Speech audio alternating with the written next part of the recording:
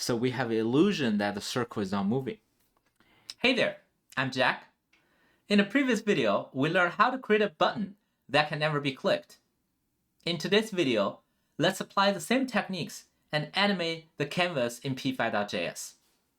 Let's get started. So, in order to animate the canvas, we first need to be able to access the canvas. And similar to how we create a variable for the button, we can also create a variable for the canvas. And let's do that inside of outside setup and draw in this global, what's called a global scope. I'm calling it canvas, and then canvas equals to create canvas. So now, after canvas, when canvas is created, it's stored inside of the variable canvas.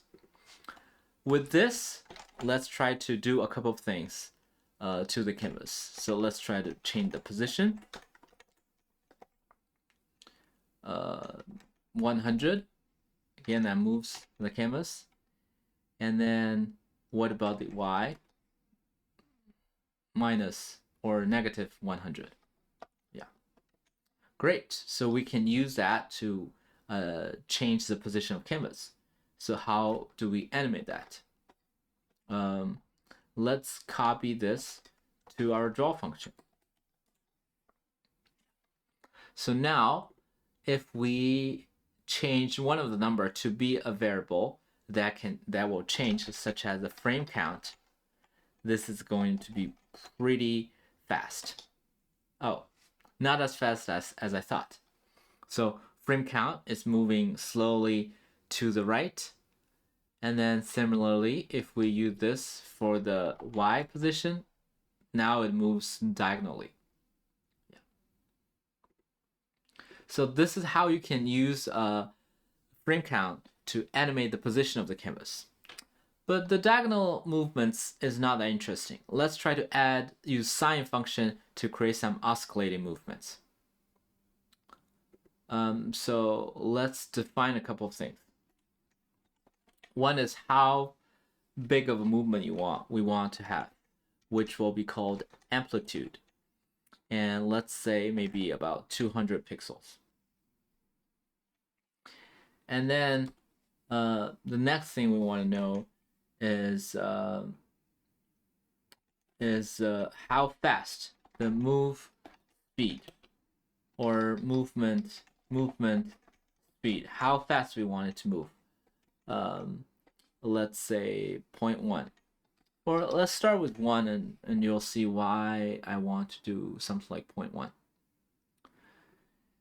And then now I would like to move the y-axis, so I'm going to create a variable called offset y. And this is where I will be using the sine function.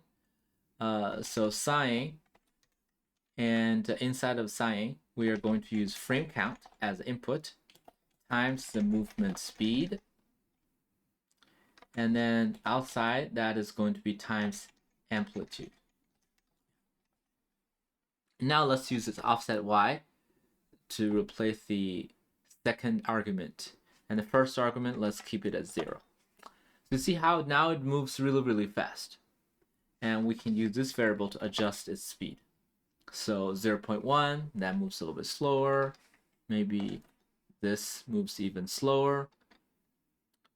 Or, yeah, that's even slower. Maybe something like 0.05. And this looks pretty good to me.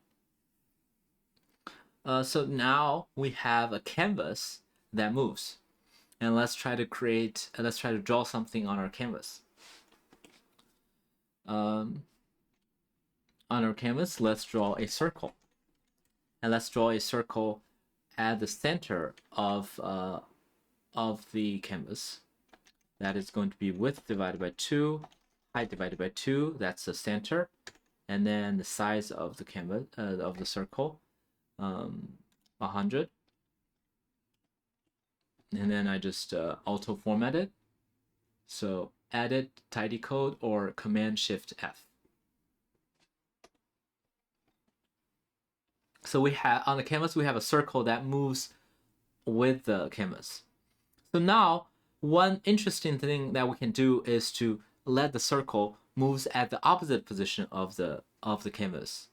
Since we already have this offset y, which is offset of this of the canvas, and let's apply it to the circle, and let's, in order to make it more readable, let's break it down into a few variables. So the circle x is going to be width divided by 2, circle y is height divided by 2, and circle diameter is 100. And let's replace them, x, y, and d in auto format. Yeah. And now, since we want to apply the y to the offset y to the y position, and we want the opposite y. Well, first let's see what it will look like if it's positive y, offset y. Now as the circle moves, it feels like the circle moves even faster.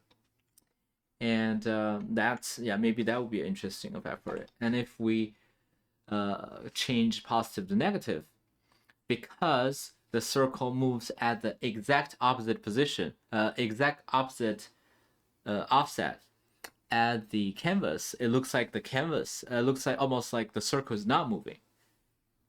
And this is a bit of a too much of a movement to my taste. I'm going to change this to 100. Yeah. And then maybe the speed can now be a little bit faster. Yeah. Yeah, I think 0.5, 0.05 still looks pretty good. Yeah.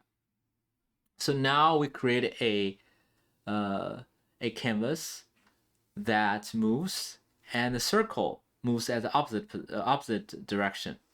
So we have an illusion that the circle is not moving. And there are a lot of potentials. So you can try, obviously you can try the x coordinate, and potentially you can try to rotate the canvas and still keep the circle at the same spot. And also you can create a game where the canvas moves and the character doesn't move, even though technically it's the character that's moving. But if the canvas is moving at the opposite direction of the character, then it feels like the character is not moving. So that's some ideas that I have, and I'm sure you can come up with a lot more interesting applications with this. And as always, please share your creation in your sketches in the comment section, and I can't wait to see what you can create. So thank you, and see you next time.